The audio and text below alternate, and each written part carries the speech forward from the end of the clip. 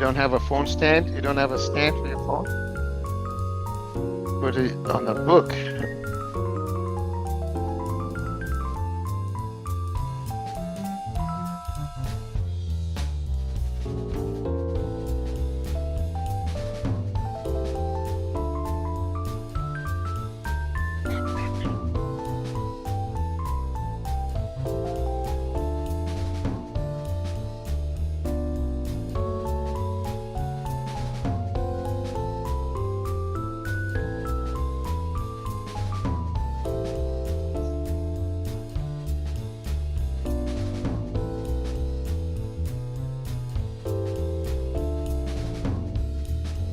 Hey, Roberto, you should get one of those stands, right? For your phone. Ah, okay.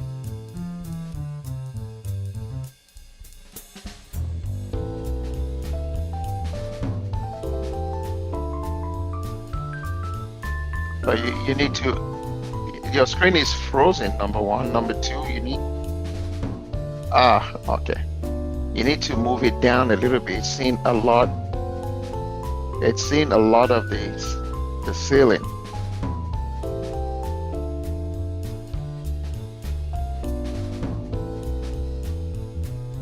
Ah, okay. Ah, okay.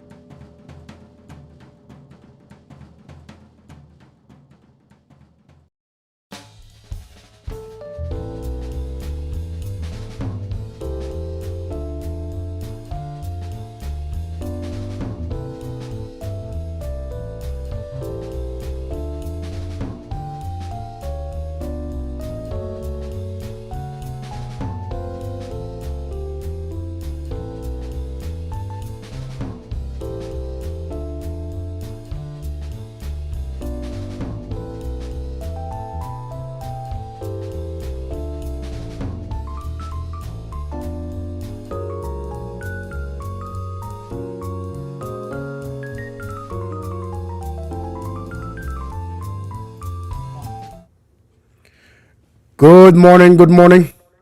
Welcome to the Baptiste Show.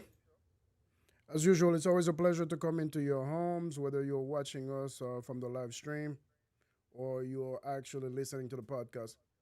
Today, we have a treat for you guys. We have Eddie with us. So, we'll be discussing Africa.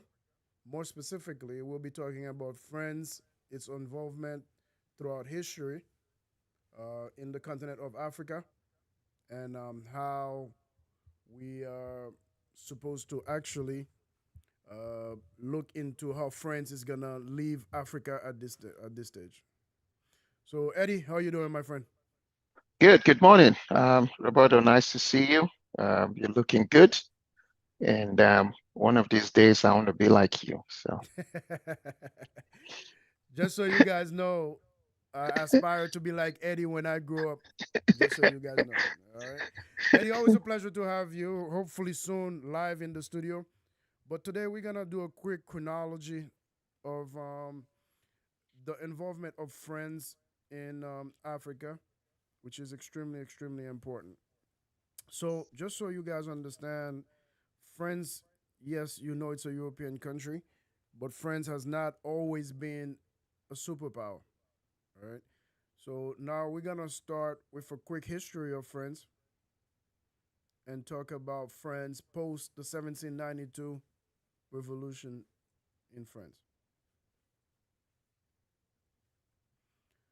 So one second, guys. Just a bit of technical difficulties, but we are getting there so that we get on with the show. All right. I'm getting the signal from our engineer that we are good to go. All right.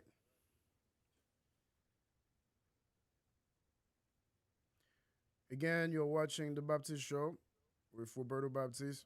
Today, we're blessed to have Eddie with us, where again, we're going to be talking about Africa.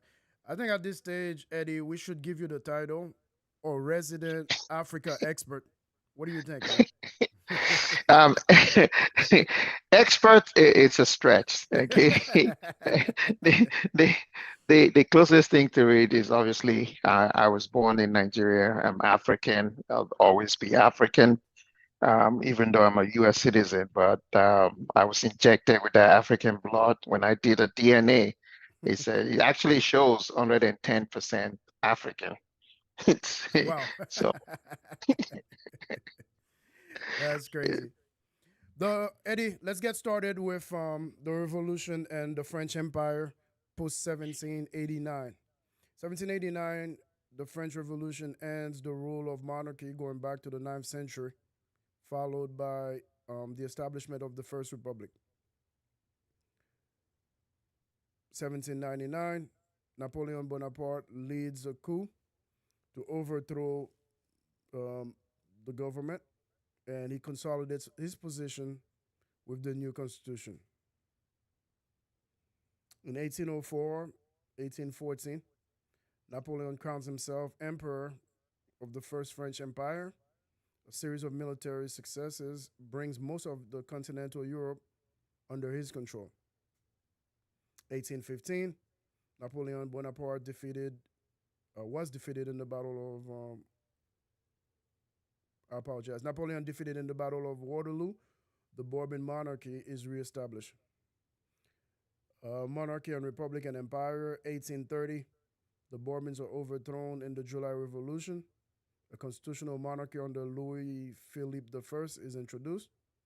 1848, a mid-revolution across Europe. Louis Philippe is overthrown, and a second republic is established. In 1852, the president of the French Republic, Louis Napoleon Bonaparte, Napoleon's first nephew, is proclaimed Napoleon III, Emperor of the Second Empire. 1870 to 1871, the Franco-Prussian War. Prussian and German forces defeat French army, invade France, and besiege Paris. Napoleon III is overthrown. France loses Alsace-Lorraine to the newly unified Germany. Now we're entering the Third Republic. In September of 1870, the Third Republic is proclaimed. It lasts until 1940. 1871, revolutionary government seizes control of Paris, the Paris Commune. The commune is bloodily suppressed by French government troops. 1877, Republicans win general elections, ending hopes of a monarchist revival. Now, keep in mind, in 1914, 1918, you have the First World War.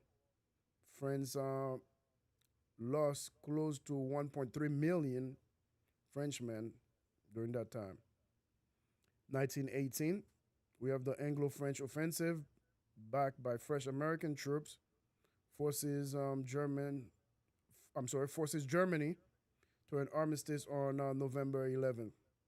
In 1919, through the Peace Treaty of Versailles, France regained Alsace-Lorraine.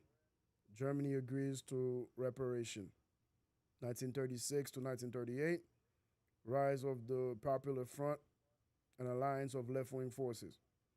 And to keep this short, you have the war and occupation of 1939 to 1945 by the German, who came back even stronger after being punished for World War One. So fast forward to post-war efforts, you have the Fourth Republic that's established in 1946 all the way to 1958. Um, the bitter French War in Indochina, Vietnam, Laos, and Cambodia for independence between the communist Viet Minh and French forces. France end up leaving its army to suffer major losses and abandon the area in 1954.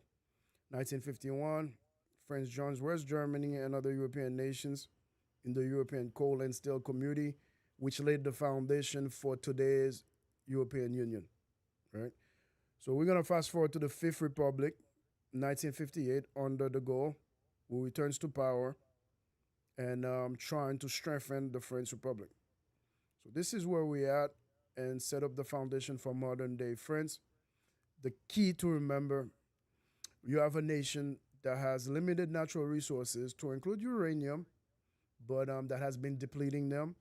So therefore, France had to look elsewhere early on to establish itself as an empire.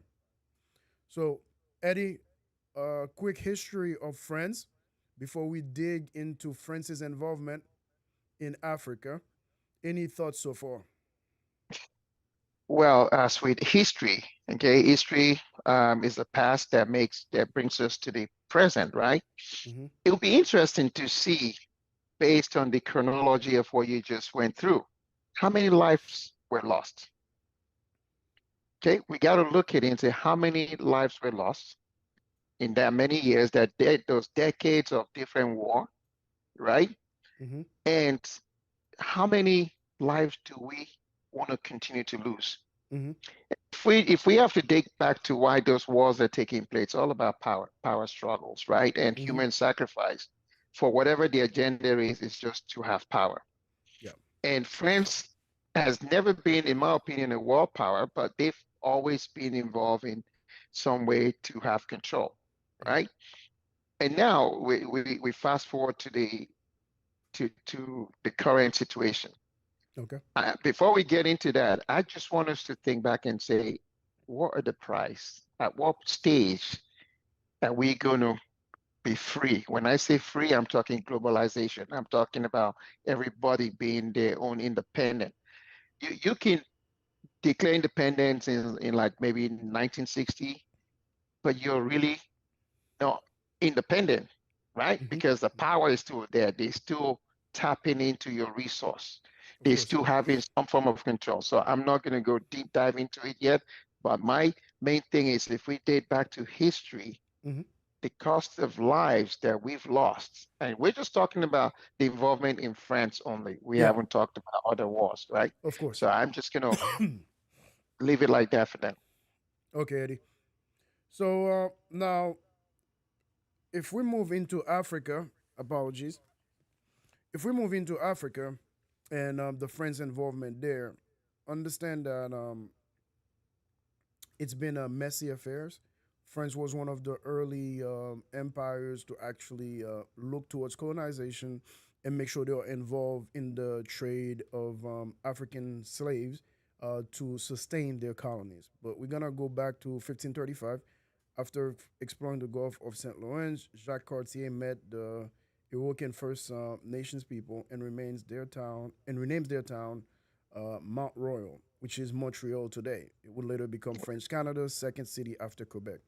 In 1555-62, again, the French attempt to expand their colonial presence in Brazil. So we're just giving you a chronology of French colonizations, um, struggles, successes, and how they came to be a superpower around that time because they had a very strong navy, especially when the Spaniards and the British were leading those efforts back in the days.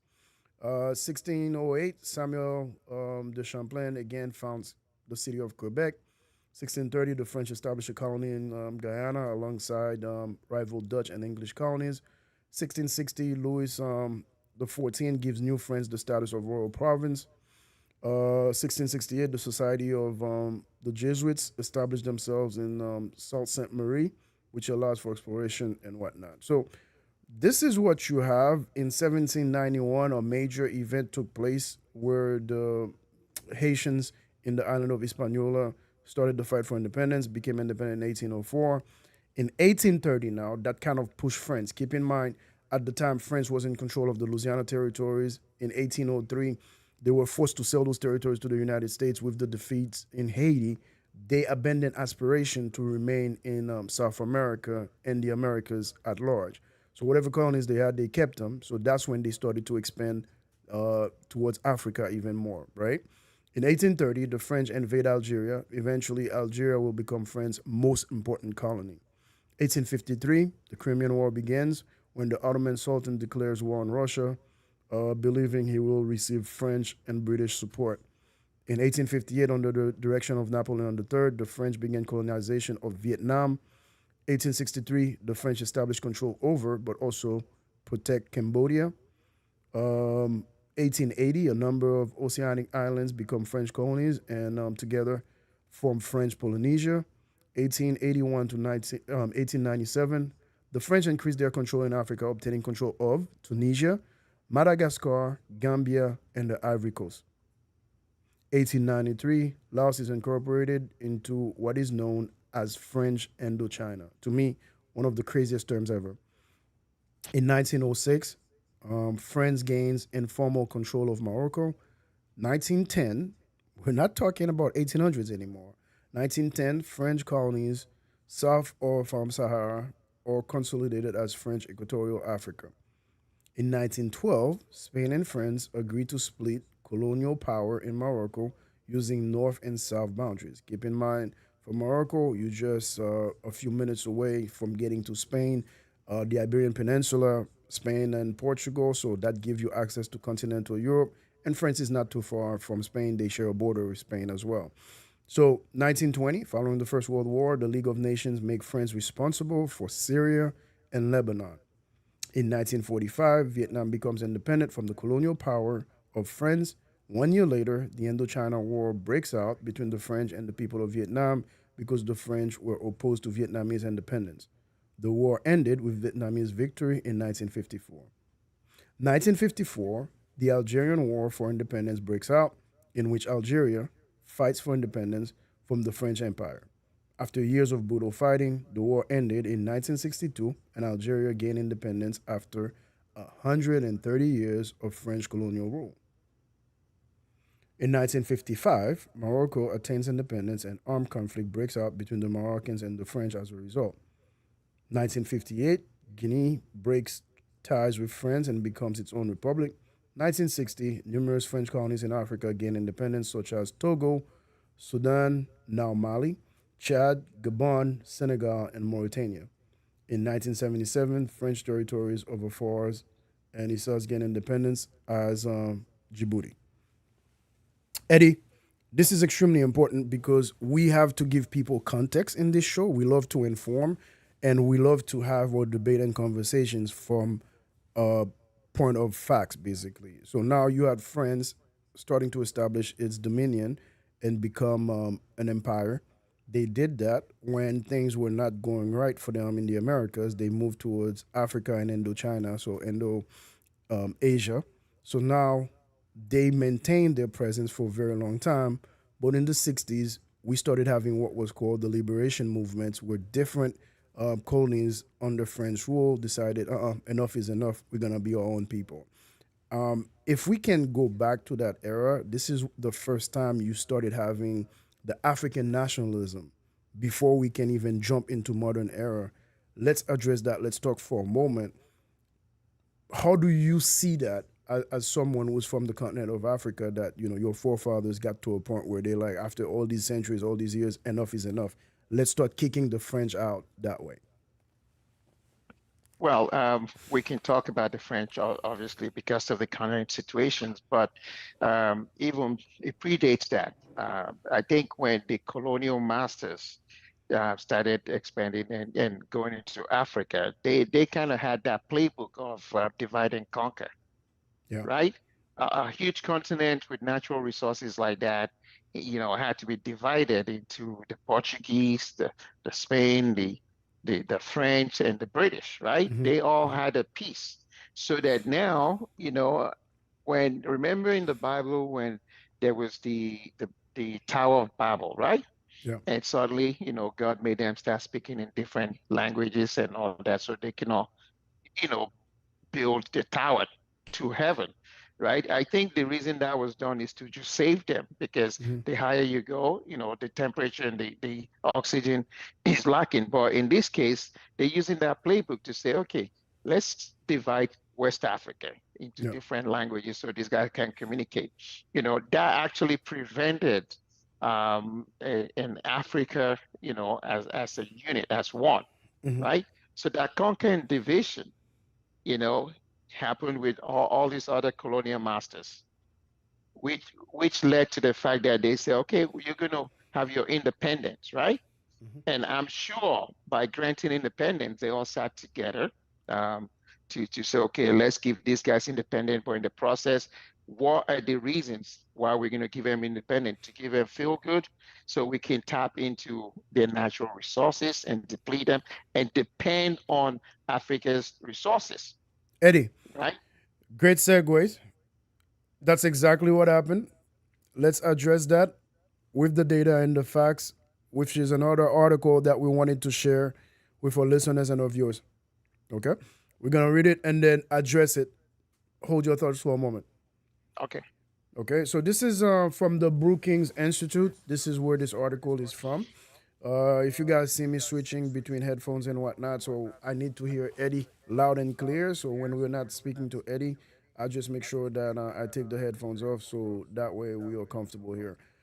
This article came out in December 2019. Before we get to the present, we have to go all the way back in the past and then the most recent past to let you know that when you see African countries are saying down with friends, this did not start yesterday, and it's been a long time coming. It's just the French haven't been listening. It seems like. Again, this article was from 2019. Last month, Benin President Patrice Talon shook the establishment table of France Africa relationships when he said in an interview that the Francophone nations in West Africa want to take more control of their CFA franc currency and plan to move some of their reserves away from France. Psychologically, with regards to the vision of sovereignty and managing your own money, it's not good that this model continues. He's reported to have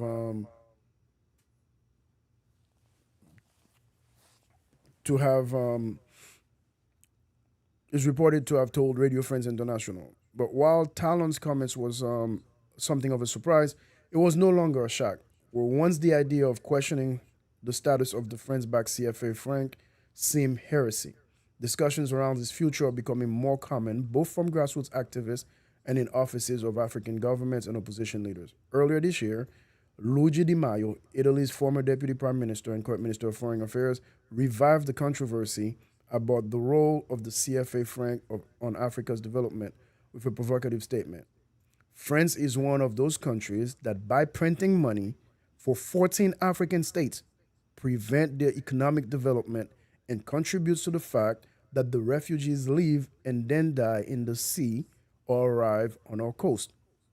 Although President Emmanuel Macron of France said he would not respond to the statement, he did note that in the past, France will go along with the solution put forward by your African leaders. The statement, however, has brought into question the CFA franc currency zone, the relations between the 14 countries within the CFA zone and France, and their impact on economic and development performance. There's also a clear divergence in opinion among African leaders using the currency. In a recent trip to France, President Alassane Ouattara of Cote d'Ivoire qualified the discussions about the CFA as a false debate, considering that the currency is solid and well managed, as well as stabilizing African economies. The origin story. The CFA franc was created in December 1945 when the French government ratified the Bretton Woods Agreement and became the currency of les colonies françaises de l'Afrique, the African colonies, the French colonies in Africa, or the CFA, French colonies of Africa. The French Treasury guaranteed the currency under a fixed exchange rate dependent on the deposit of 50% of CFA franc reserves into the French Central Bank. The CFA was later split into the Communauté Financière d'Afrique, the Financial Community of Africa, which included the West African countries of, very important to hear these countries, folks, Benin, Burkina Faso, Ivory Coast, Guinea-Bissau, Mali, Niger, Senegal, and Togo, and the Communauté Financière de l'Afrique Centrale, Financial Community of Central Africa, which are Cameroon, Central African Republic, Chad, the Republic of the Congo, Equatorial Guinea, and Gabon. Okay? Here are the rules under the CFA franc. Each central bank must maintain at least 50% of foreign assets with the French Treasury. Foreign exchange cover of at least 20% should be maintained for slight liabilities. Each government is limited to a ceiling of 20% of that country's revenue from the previous year. The CFA franc monetary system is designed to guarantee the franc currency in international markets while simultaneously preventing overdraft and inflation in CFA member countries between the early 1950s and the mid 1980s. CFA franc countries had stronger real GDP, so on and so forth. We don't even need to continue. Let's leave it there because we wanted to give you the context before we start having our conversation with Eddie. So, key takeaways: you have a currency that is guaranteed by your former master, your former colonial power, where 50%, where 50% of that needs to be guaranteed by the French, I'm sorry, because you need to put your reserve in their bank, the Central Bank of Paris, whatever the bank is called there. That is the Central Bank of France. You got to take your gold, whatever it is, 50% of it has to go to France to guarantee that money. Eddie, we're going to dive into the discussions when we come back, but we're going to take a quick break because this discussion's got to go uninterrupted so that we can talk about how messed up it is that despite leaving Africa physically after the World War, France has maintained its grip on Africa through its foreign policies. See you guys soon, right after the break.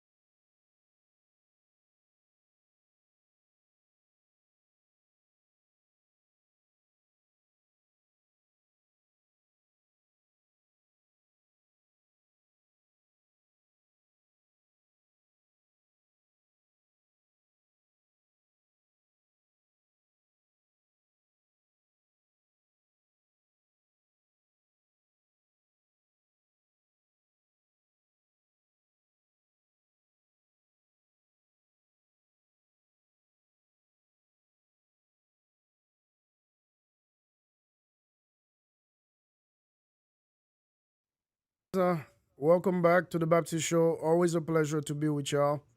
We have Eddie, where we're going to wrap it up with Eddie before we continue on with the show. Before the break, we were talking about how France actually has maintained its grip and control over the African countries despite leaving Africa in the 50s and the 60s.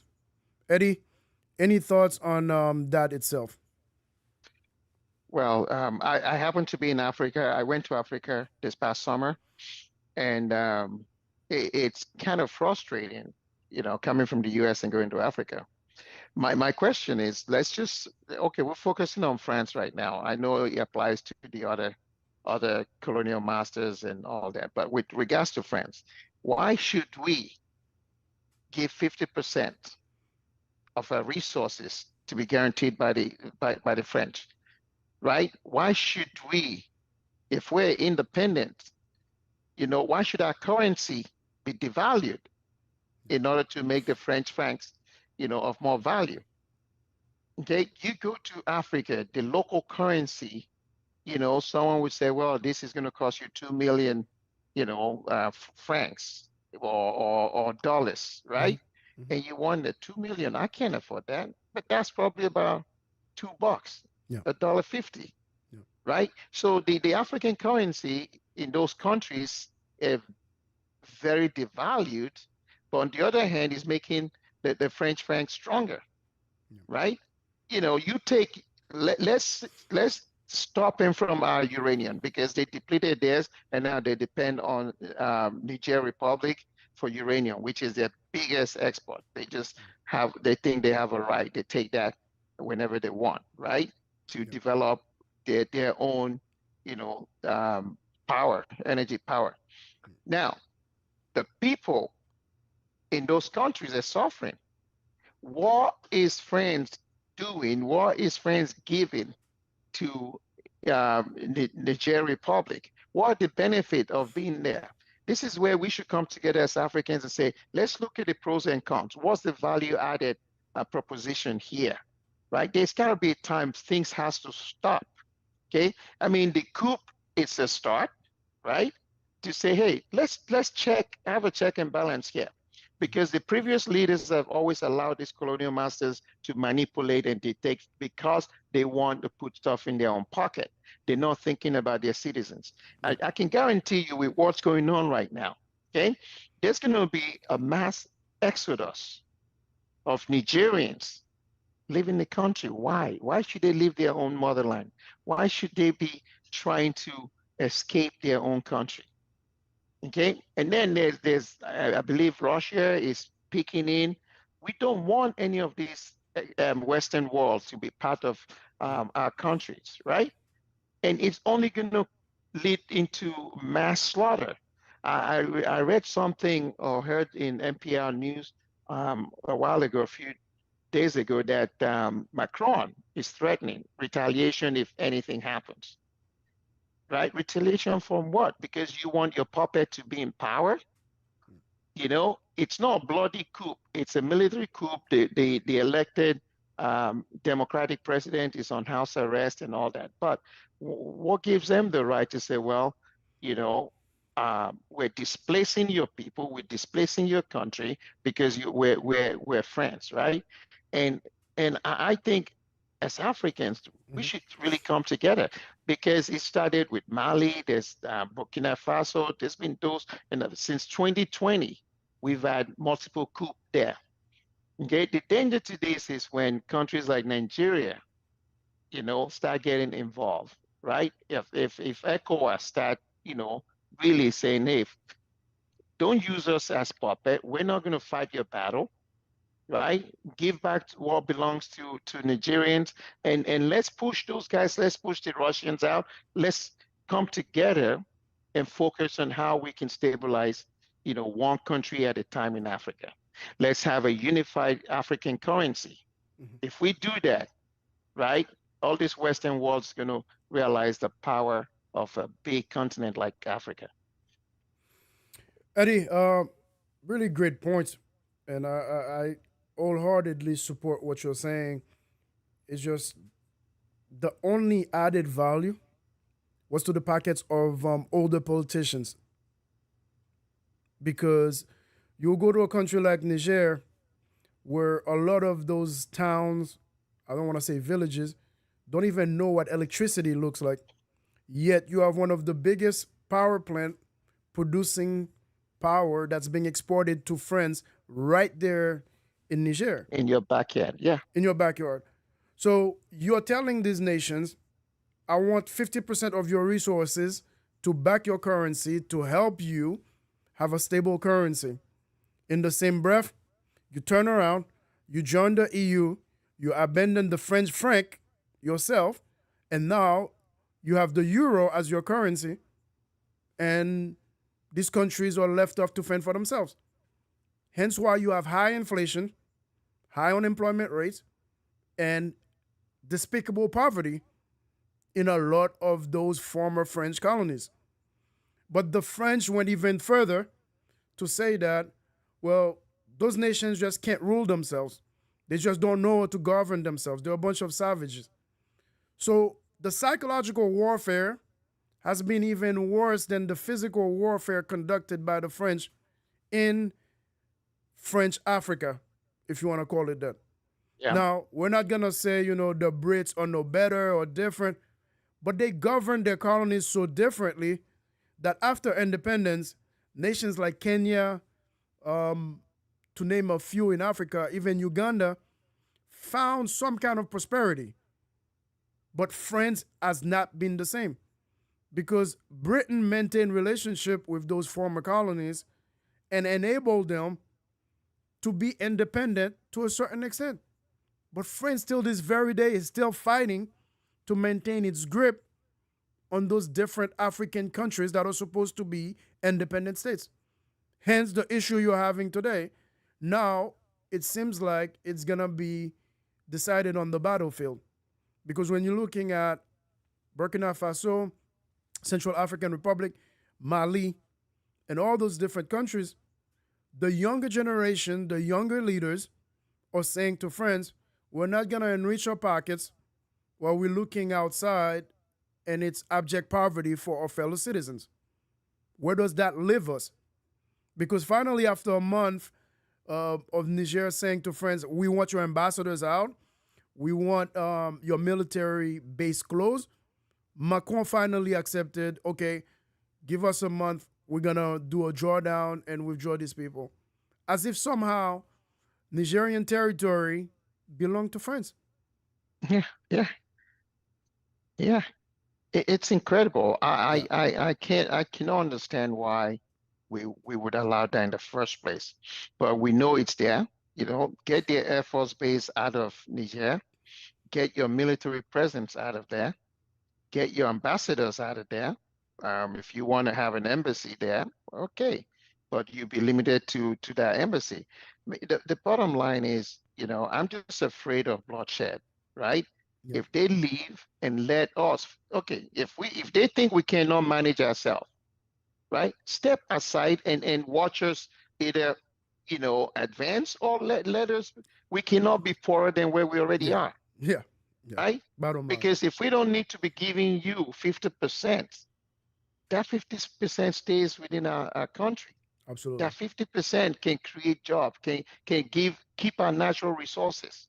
Now you want uranium, we're going to dictate the terms and charge you, Yeah, right? Let's dictate now. You start putting money into getting our natural resources rather than you just taking, right? Eventually the pot is going to empty the way it emptied for them yeah. in terms of uranium. So I think, as much as I don't support coup, I don't think it's the right thing because it does destabilize countries, but Of there's course. certain coups that's necessary, right? Yeah, Especially the one that's not a bloody coup, yeah, right? It allows people to sit and on the table and discuss it. Sometimes you might think, well, military regime can lead to dictatorship, but not in every case. In case like this, I think it's a stepping stone to say, hey, let's have a check and balance here. Get out of our country, yeah, right? Maybe after we've stabilized it through the military, they can hand it over back to the civilians, to carry on democratically. But right now, The French wants Mhm. democracy that favors them. They want to put that puppet in place. They want to still have control of our natural resources and our finances, but they're not giving back to the A single country. thing, a single thing back. Eddie, always a pleasure. Even though we granted you the title, you have not fully accepted it yet. Ladies and gentlemen, this was a resident African affairs expert. Thank you so much for your perspective always on this show, Eddie. Any last comments for today? Well, I always think we should always follow peace, right? And sometimes, in order to attain peace in anything we do, even within us, there has to be some conflict, right? But this is things that we as Africans have to kind of take a deep dive into our situation. We in diaspora need to kind of step back into Africa. Like I said, I was there this summer. It kind of gives us the true reality, you know, rather than the way we're looking, the way Africa is right now with those colonial, leaders or like France and all that. It's like we have no place to go, but we're already 10 minutes late. Yes, sir. Yes, sir. All right, Eddie. Thank you so much. We'll see you next time. And guys, you are tuned in to the Baptiste Show. We're gonna take a quick break and come right back to discuss some more topics on France and why the African states want France out of their continent. See you guys soon.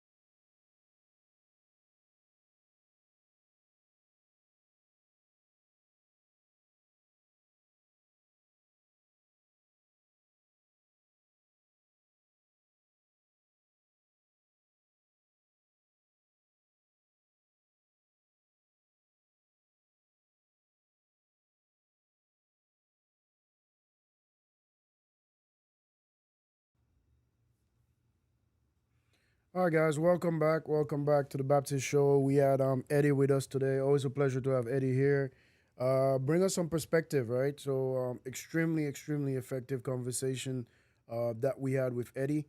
So now we're gonna jump back into what we were discussing with Eddie. Is basically the same thing that we've seen in modern time because Africa has gotten fed up with friends. So as a result, they do want friends out of those countries, and that's the title for today, Abba Friends, and Down with Friends, basically. And it's not our title, but how did we get here?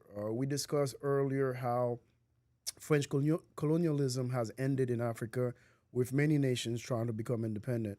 But even with independence, these countries were never independent because France managed to control them through their currency, through a lot of rotten deals that were done with some of those leaders of these African states, right?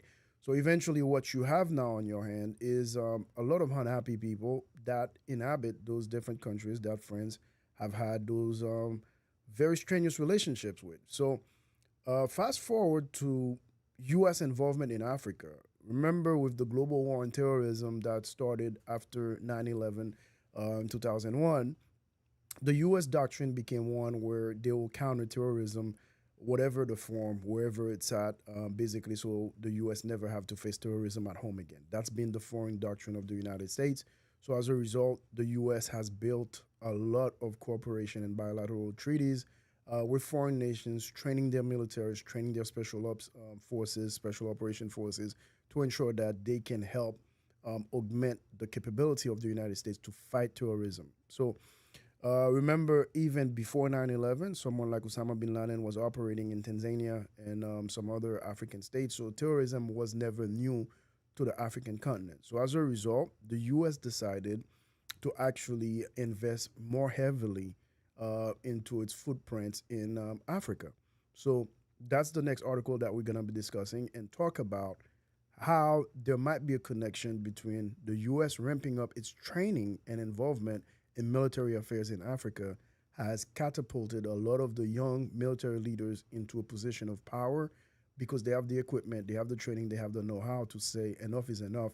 We are going to move away from under the thumb of the French and be our own people, basically. This article that came from the magazine Foreign Policy states that does the U.S. military training embolden coup plotters in Africa?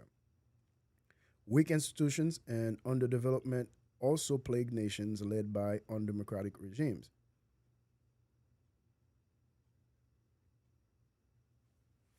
So, as a result, what you have now is a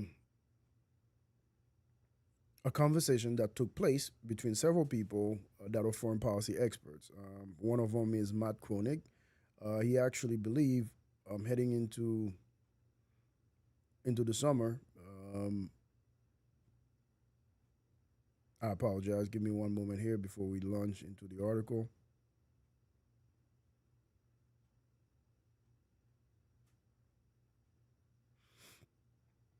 So Scott Walker is one of those that participated in this conversation.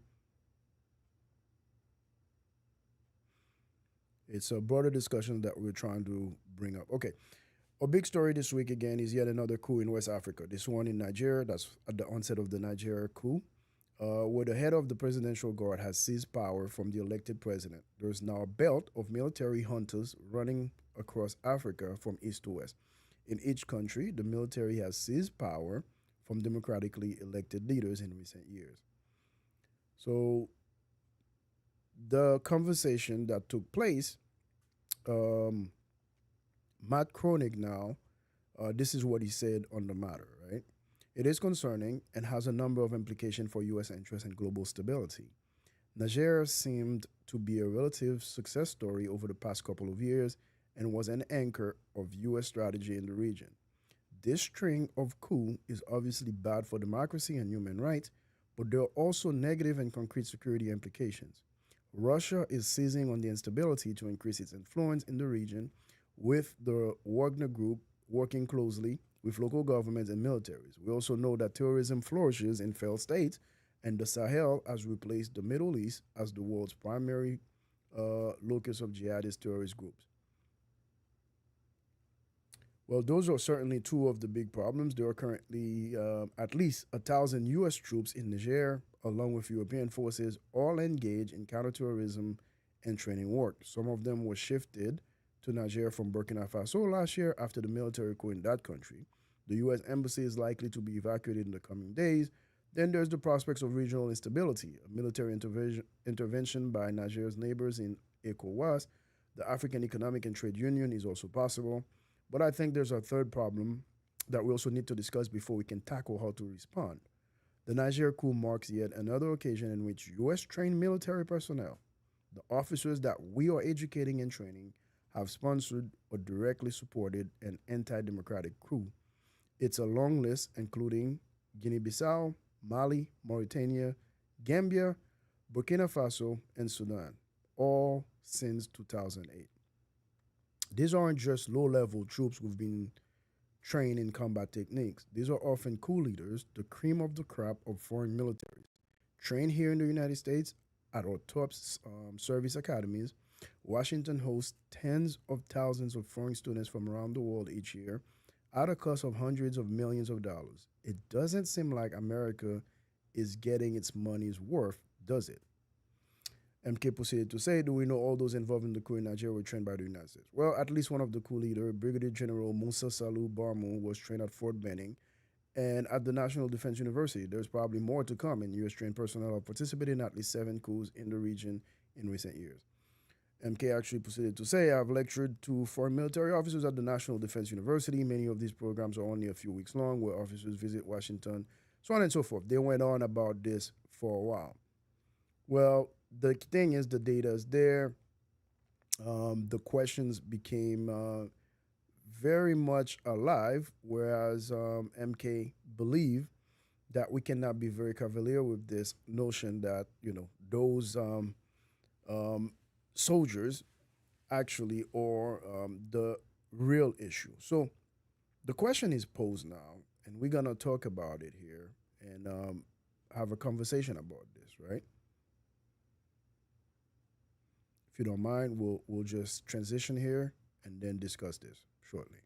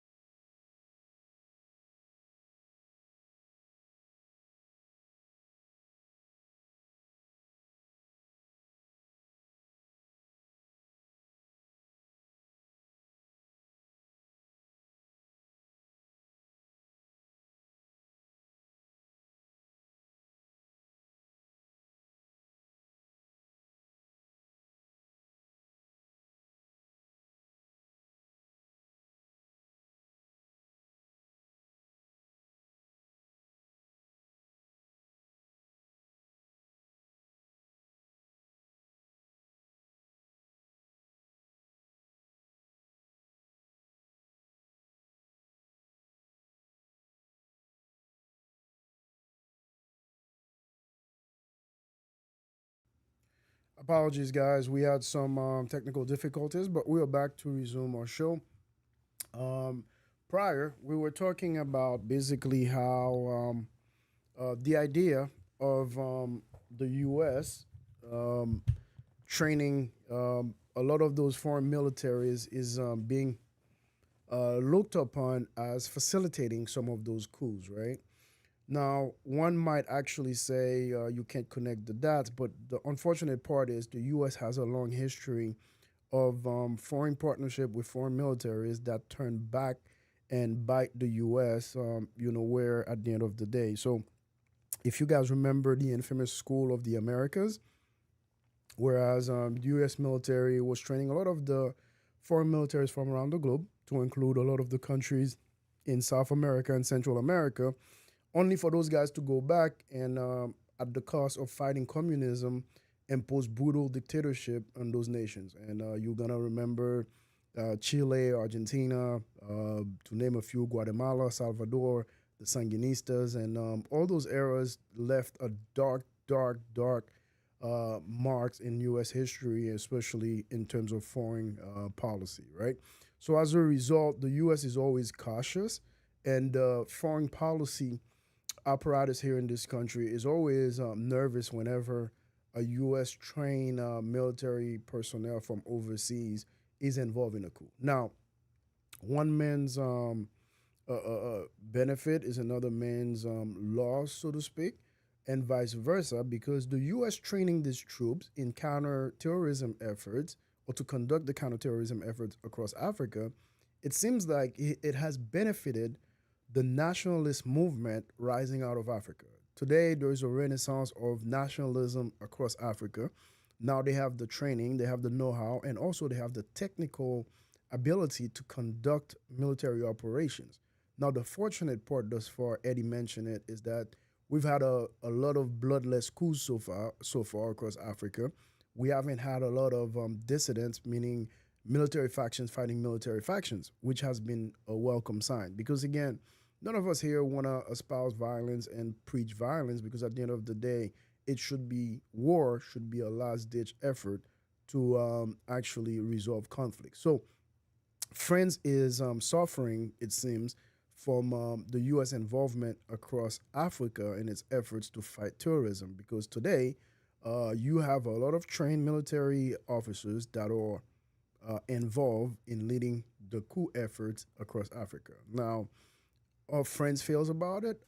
How is friends going to react behind closed doors in terms of the partnership and cooperation between the U.S. and Africa? We don't know. One thing we know for sure, with regards to Libya, friends collaborated quite well with the U.S. to get rid of Gaddafi, and we saw another power vacuum created by the death of Gaddafi in that region. So, Africa is a puzzle that no one has the answer for right now on how to actually resolve it. So, it's gonna be some events in the near future here that's gonna dictate exactly what goes on with Africa. Because let's not forget for a moment the involvement of the Russians, who recently actually provided a lot of weapons to Burkina Faso, and ensuring that there's a military coalition between countries like Mali, Niger, and Burkina Faso. That, you know what, if one of us is attacked by ECOWAS or friends, then all of us are going to have to respond. So you have the potential for escalation in the conflicts there in those states. Hence why perhaps cooler heads have prevailed with France, because France did not want to remove his ambassador, now his military troops from Niger. So this is where we are today. Why is that important in terms of geopolitics and in terms of your bottom line here at home in the US or wherever you're watching and listening to this podcast here? You got to understand war impact the supply chain. Violence impact the supply chain. Stability is what we all want to see in terms of economic progress. That's just the nature of it, right? If you guys remember, during the early months of the Russian Ukrainian conflict, the price of cereal went up, the price of pasta went up. There were a shortage of pasta at one point because they were saying wheat was not being imported on the open market as freely as it was prior, so we were having shortages. When you're looking at Niger, you talk about things like uranium, you talk about different natural resources. You have a gas pipeline that was supposed to travel from Nigeria through Niger and then end up somehow in Europe to help relieve some of the tension between Russia and the rest of Europe in terms of providing them with natural gas, because Russia has been providing the rest of Europe with natural gas for a very long time. So, with those countries turning their backs on Russia during the Ukraine Russian conflict, well, the rest of Europe was looking for other ways to find those natural resources to heat themselves up during the winter months. Africa was going to play a key role in that. So now, what happened if those African states are trying to be self-governed, where the deals that were made prior by, let's call it what it is, corrupt government leaders, are no longer enforceable? So that means now those European states have got to turn elsewhere to find those resources. So does that mean the United States now have to step in after encouraging the rest of Europe to support the war efforts in Ukraine to say, hey, look, friends, we're gonna help you heat up your homes during the winter months? So now does that mean that us in the US we have to pay more for fuel? We have to pay more for natural gas that we utilize here? That's how this impacts you if you haven't made the connection yet. You might think these events are happening in land far, far away from us. I have nothing to do with this. Well, think again. Now, if you're looking at it from the perspective of, your roots, your background, if you are from that part of the world, from Africa, you might be torn. Torn because on one hand, you want peace and stability, but on the other hand, that peace and stability, is going to come at a cost when you have military coups happening. Is that the best form of government to help bring in peace and stability? Will those military leaders relinquish power to civilian leaders, or will they in turn become civilian leaders that will lead their nations? We've seen that with Rwanda, where President Kagame was a military leader and he decided, after the coup itself, he's going to run for elections in a democratically held election. Some might complain that it's not fully democratic, and Kagame actually has his own views on that. But we've seen successful elections there, even though he's been the president for a fifth term that he's going to seek now. Are those leaders going to relinquish power at a certain point? We don't know. But what Eddie mentioned and what we want to echo here as well is that at the end of the day, how much worse can things get in French Africa, across French Africa? We call it across French Africa because those former colonies, till this very day, they still colonies of France. France might not be on paper as the colonial masters of these nations, but that's what it is. When you control the purse, you control the finances of a country, that country is not independent. That country is subservient to your foreign policy, to your internal policies, to everything that you say and state. Until those former French colonies rid themselves entirely of the French rather interference in their affairs,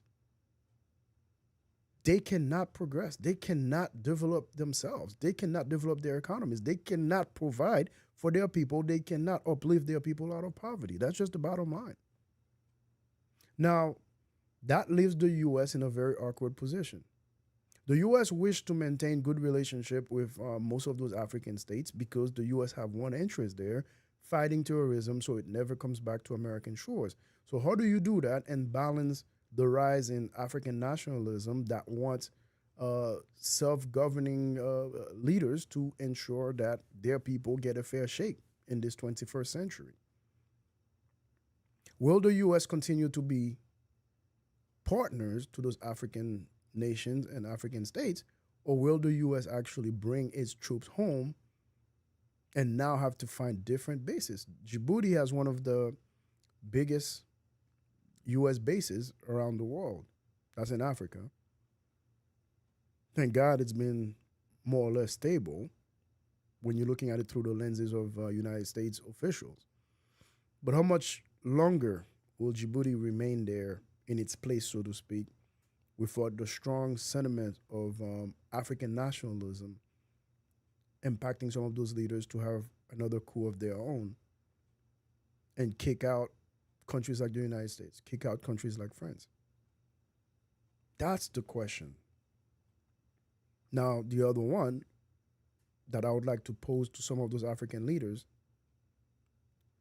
when is it a good time to cut ties with a country like Russia, who's supporting a lot of those African leaders right now, the coup leaders? Because Russia is not stepping in out of the graceness of their hearts, or out of kindness, out of the kindness of their hearts. Russia has an interest in ensuring that Europe and the United States fail in those African countries, just like Europe and the United States have worked tirelessly to ensure that Russia fails in Ukraine. Geopolitics. There's always an invisible hand at play here. So those African nations, yes, they are getting grains from Russia, they are getting weapons from Russia, but it's at a cost. How much of your sovereignty are you gonna give to the Russian now, just like your previous leaders gave that sovereignty to the French back in the 60s? That's the conundrum. That's the dilemma that a lot of those countries face. So today's show, we talk about down with the friends. That's the sentiment going across those different countries in Africa. How do we ensure that that sentiment turns into something that is beneficial to African countries, to African people that are trying to provide for themselves and find a better life and not have to risk their lives at sea? That's the global question for all of us. Yes, the US have its own interests. Russia has its own interests. France has its own interests. I'm pretty sure those leaders have their own interests. But what about the people? What are their interests? I can guarantee you, all they want is to make sure they have a brighter future for themselves and their kids. Why would they risk their lives at sea to come to Europe, to come to Italy, where they're not welcome anyway? In that new Africa, there has got to be place for its people, its citizens, to live a decent life. This show, the Baptiste Show, will always advocate for citizens of the world, no matter where they are from, to have a fair shake at earning a living and providing for themselves and their families. That's what this show is about. So I do hope, in learning about the long, painstaking French history with Africa, you understand why there's a rising sentiment against France and its dominions over African affairs for centuries now. I do hope that now, if you're part of the conversation and you're part of the decision making, you can factor in the people of Africa.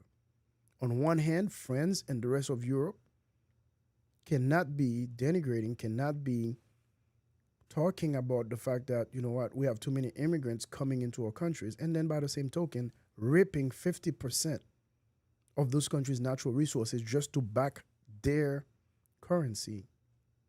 That can't happen in this day and age. Those double standards, hypocritical policies don't go hand in hand.